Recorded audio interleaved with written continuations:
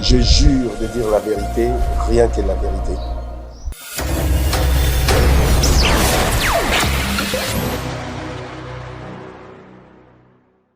Grandi Kassende Bokabo, jurisconsulte, spécialisé en droit international public et politiste après des études de Sciences Po à la Sorbonne.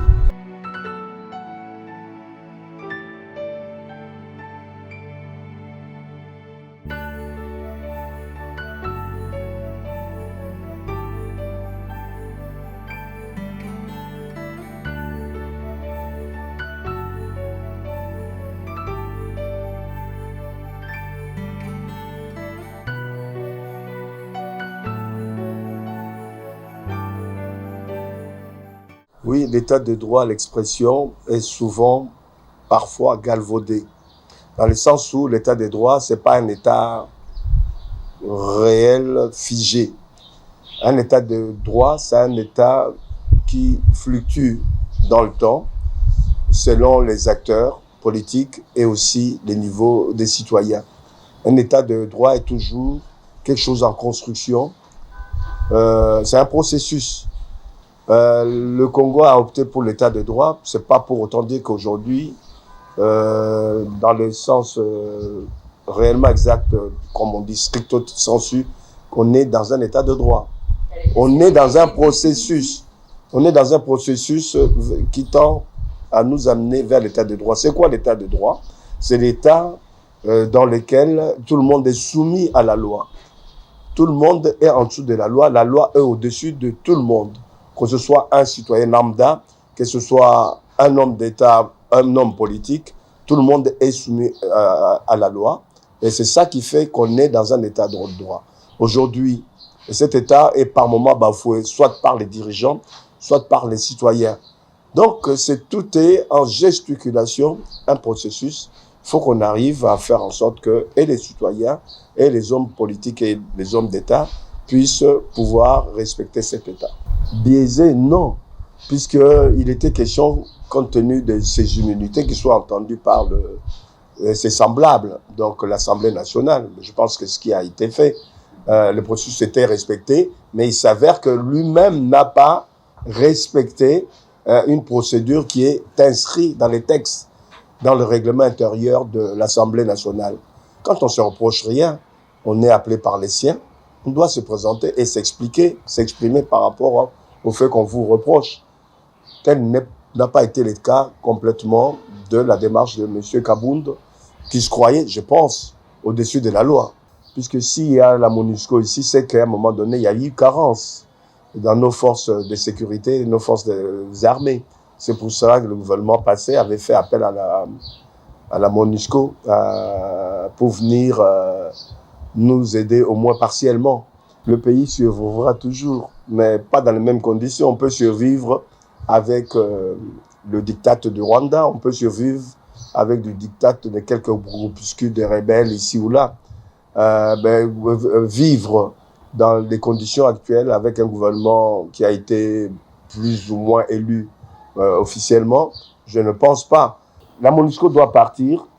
Est-ce que les raisons pour lesquelles la MONUSCO était venue au Congo ont été réglées? Les problèmes qui se posaient à l'époque, avant que la MONUSCO n'arrive, est-ce que ces problèmes ont été réglés? Est-ce que nos forces sont en capacité aujourd'hui, sur le plan logistique, de tenir tête à nos rebelles, puisque tout le monde le sait. La MONUSCO est ici en appui, n'est pas là pour faire à la place de notre armée. Notre armée doit prendre ses responsabilités. Notre État doit prendre ses responsabilités. La MONUSCO est là pour un appui, notamment logistique, et un appui aussi pour pouvoir préserver, ou du moins défendre les intérêts des citoyens. Alors que notre armée a plus de 150 000 militaires. On a plus de 150 000 soldats. C'était à nous de tenir notre territoire, l'intégrité de notre territoire. On n'est pas présent partout. Vous voyez, même quand nos soldats récupèrent telle ou telle partie du territoire, il se pose un problème.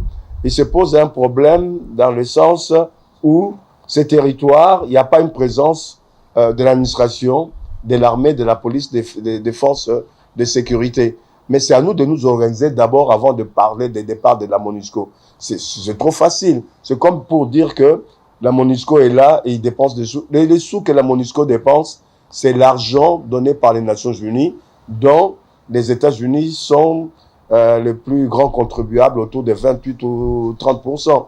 Donc, s'il y a un problème, c'est à nous de résoudre notre problème, le problème de la logistique, la formation de nos soldats, de nos militaires.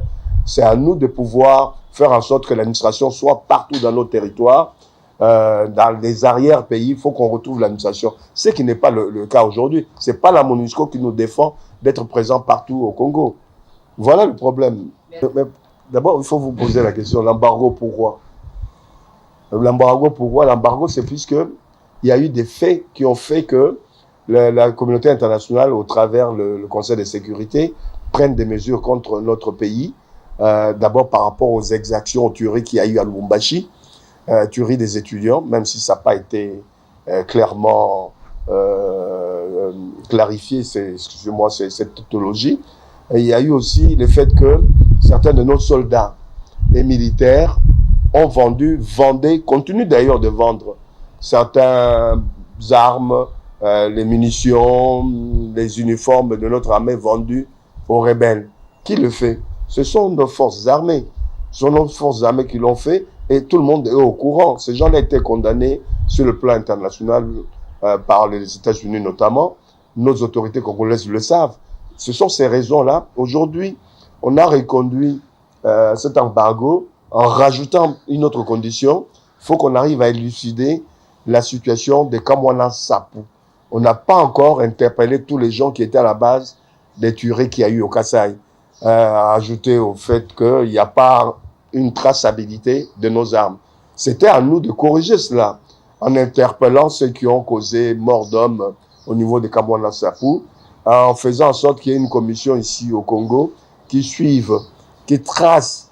Il faut qu'il y ait une certaine traçabilité sur l'emploi de nos armes, qu'on identifie nos armes, que nos armes ne soient pas éparpillées et qu'on les retrouve le lendemain dans les mains de ceux-là qui font des exactions contre nos concitoyens. Donc, il y a un certain nombre de conditions. Si on les remplit, je pense que cet embargo sera levé. Le président de la République l'a demandé quand il est passé aux Nations Unies. C'est à nous maintenant, notre administration militaire surtout, et notre administration de la défense, de pouvoir organiser ces conditions pour pouvoir lever les embargos. Au-delà de ça, sur le plan politique, on doit être comme le Rwanda, comme d'autres États.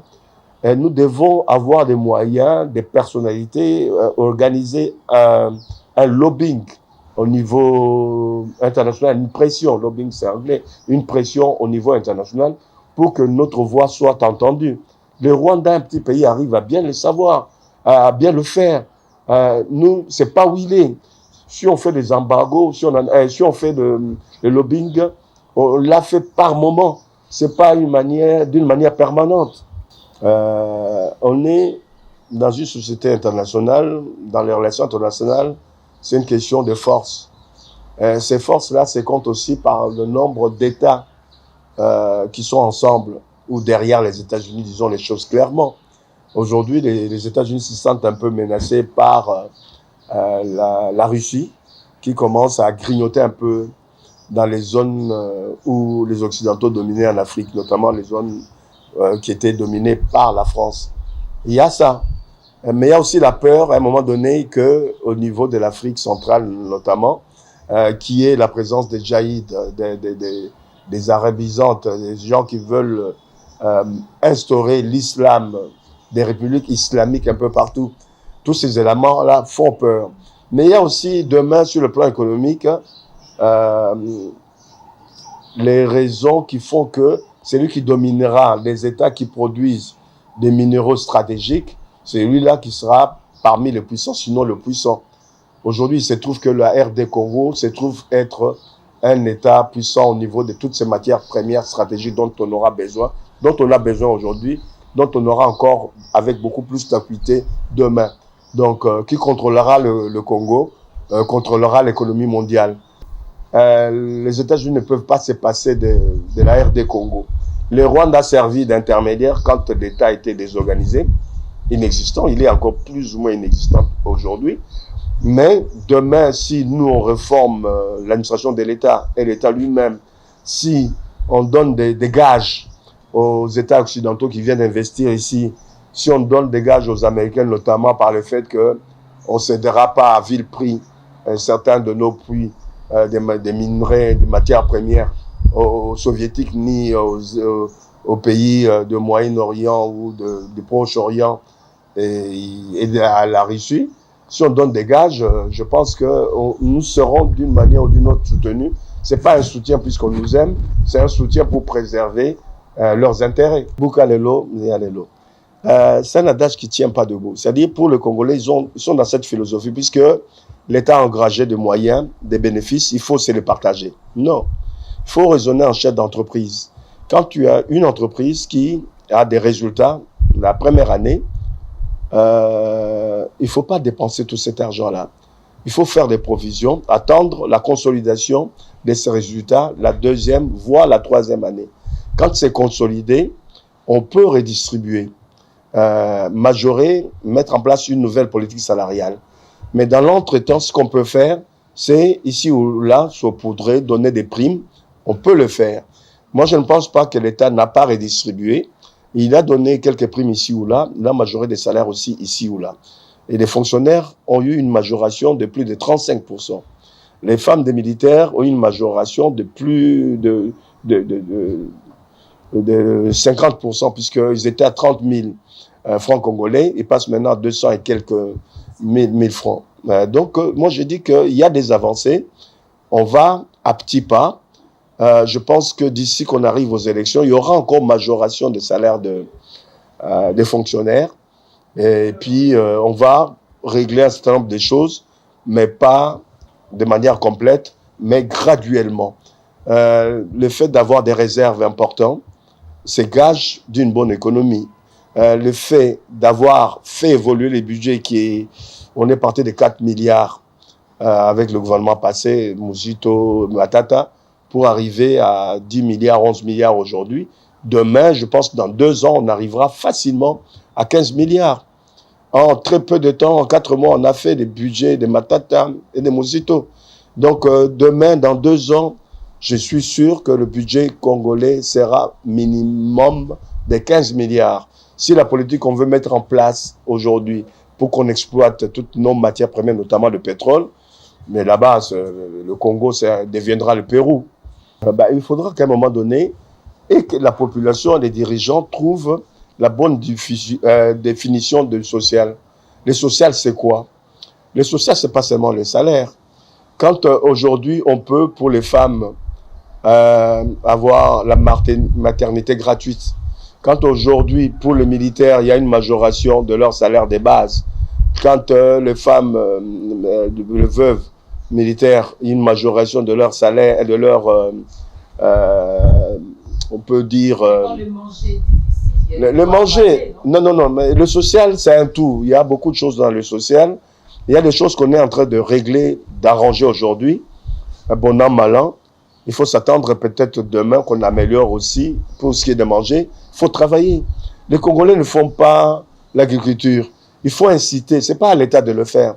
Il faut inciter nos populations, les garantir qu'ils fassent l'agriculture, qu'ils développent l'agriculture, l'élevage, la pêche. Ce n'est pas à l'État de le faire, c'est au privé de le faire. L'État ne peut qu'appuyer ce genre de projets, etc. Mais déjà, il faut éliminer les gens qui n'ont pas de bilan. Fayoulou n'a pas de bilan.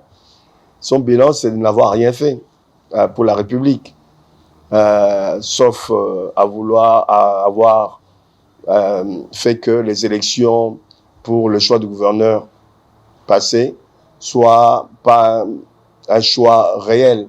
Le fait qu'il ait accepté d'avoir une enveloppe de l'ancien gouverneur de la ville de Kinshasa pour voter pour lui, au détriment des Bambolés, c'est le seul bilan que moi je retiens de lui. S'il devient à la tête du pays, je ne sais pas, il sera corrompu et corruptible facilement. Pour moi, je l'élimine déjà.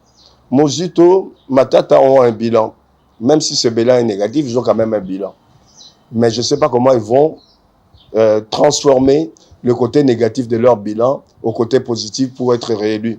malgré que Mosito ce matin disait sur une des ondes de RFI qu'au moins certains d'entre eux ont un bilan, même négatif.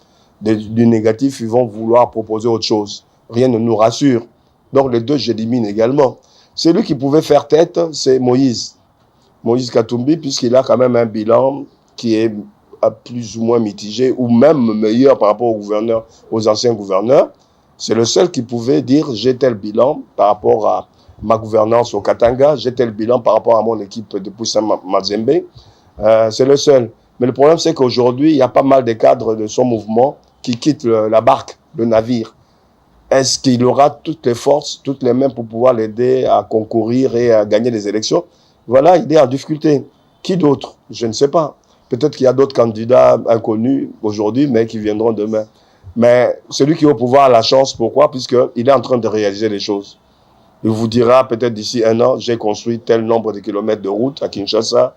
Et Mbandaka n'avait pas de route. On est en train de construire des routes à Mbandaka. Mbujimaï n'avait pas de route. On est en train de construire des routes à Mbujimaï. Les routes entre villes ou provinces, ça n'existait pas. Ça commence à se construire.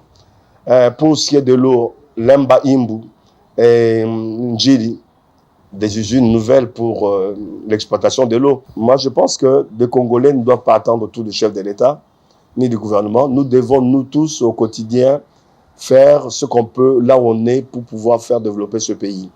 Quand on va commencer à arrêter de jeter des poubelles dans les rigoles, quand on va commencer à respecter le code de la route, et nous, et nos policiers, etc., des petites choses comme ça, je pense que ce sera déjà des petits pas pour aller de l'avant, puisque nous devons contribuer par l'intelligence, par nos actes au quotidien, à édifier un pays merveilleux.